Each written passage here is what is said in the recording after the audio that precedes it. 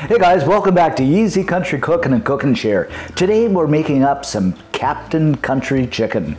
And this is so good. Actually, it came from the Savannah, Charleston area, you know, these deep ports where in the old days the ships would pull into port with those fresh spices and there would often be a country cook on board to cook them up. But this is absolutely spectacular. So let me show you how to do this. Okay, we're going to get started here with half a cup of all-purpose flour. And we'll just go ahead and throw this into a Ziploc bag, followed by about a teaspoon of smoked paprika, another teaspoon of good old salt, and a dusting of cayenne just for that heat. I'd say about a quarter teaspoon. It's entirely up to you though how much heat you want. Just give this a quick old mixing here. Then we're going to throw in 6 chicken thighs. Now these are bone-in thighs, guys. You don't have to use thighs. I mean, you could use drumsticks or grab up a whole chicken and carve it up too. You know, it's entirely up to you. I just like the thighs. Now we'll just go ahead and seal up our Ziploc bag. And give it a shake, rattle, roll, and massage until everything completely coats that chicken. This is actually the fun part. Well, I find that anyway. Next up, we're going to add a good knob of butter to a Dutch oven. I'd say this is about a couple of tablespoons. Followed by another couple of tablespoons of olive oil. And my butter did get a bit brown, but nobody saw that.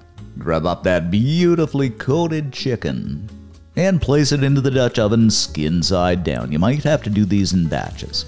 Now guys, you don't necessarily have to use a Dutch oven. You can use a pan too, but I just like the old Dutch oven. So you want to fry these on medium-high heat on the one side for about 7 or 8 minutes. Now these are looking pretty good and we got a bit of a sear happening here, so we're just going to flip them over and fry them again on the other side for a few minutes until they're basically done.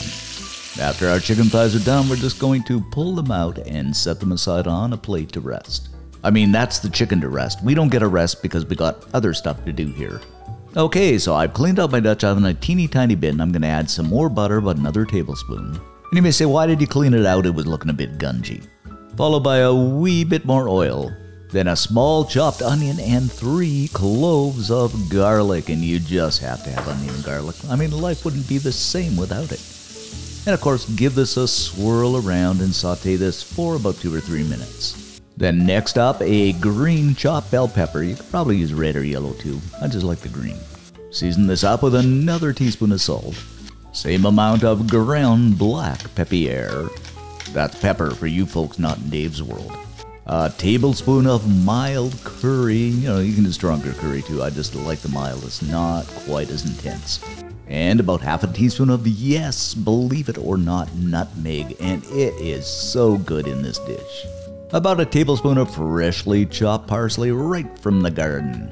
Once again, we're going to stir and saute this over medium-high heat until those spices activate and everything comes together. And oh my goodness, guys, this is smelling ever so good. That seasoning and that nutmeg, oh, absolutely fantastic. I bet you this is going to be so good. Alrighty then, in with a large can of diced tomatoes undrained. Followed by, can you believe this, half a cup of raisins. Once again, a stirring we will go, and Captain Dave is getting hungry here. Oi, matey, whatever the saying is. And we're just going to stir this, guys, and bring it to a boil. And you might say, raisins, why add raisins? Well, I just love raisins. They add that little bit of sweetness to the dish, and they are so good. Okay, guys, you probably guessed it. That chicken is going back into the mix now. And doesn't this chicken look good? And I do declare this is going to be so good, I think anyway. What do you think? I hope so.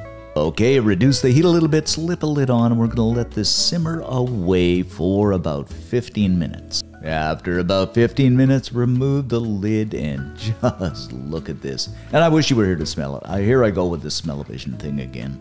I gotta invent that. But just look at this. Doesn't this look downright incredible? I think Captain Dave has done good. Okay, we just have to serve this up over a steaming bed of hot white rice. I suppose you could use taters too. That would be good as well.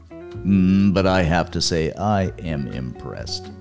And of course, you know, we just have to spoon that ever so delicious sauce over the top. And that sauce, believe me, is delicious. You're going to want to make it up in Canada or put it in mason jars or something like that. Oh my goodness. Then the finale, we're going to garnish this up with some chopped parsley, again fresh from the garden. Oh yeah, one last final touch, some roasted almonds. Oh, wow. And there you have it, guys. That's pretty much it for our country Captain Chicken. Oh, I'm just going to turn up the music a little bit and we'll just admire our work for a couple of seconds.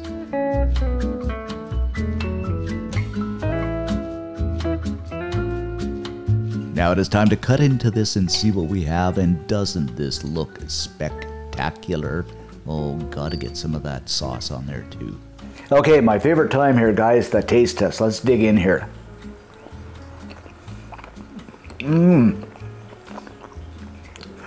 This is so good, I knew it would be. The chicken is tender. The curry, the nutmeg, the raisins in there that give us that sweetness. It is so good, definitely. This is definitely a must make. And of course, of always, I'm gonna have more. This is so good. So good.